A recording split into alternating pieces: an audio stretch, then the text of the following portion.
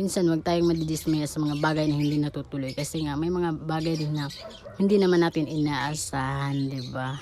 So, hello, magandang umaga guys. Ayan, nandiyan na naman tayo guys. Yan pala yung ganap namin kahapon, sa hapon.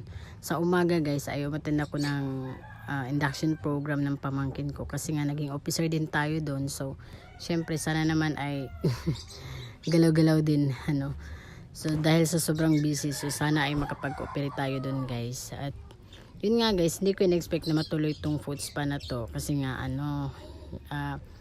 induction program nga at saka acquaintance party. Tapos nakalimutan ko talaga din to kasi nga sa umaga pa lang, grabe karaming na kasi nga hindi na nga ako ang nagluto sa dadalahin namin kasi nga late na. Oo. Tapos kahapon at nung nakarang hapon may gusto magpa-massage pero sabi ko hindi mo na ako mag-massage gawa ng bibili kami ng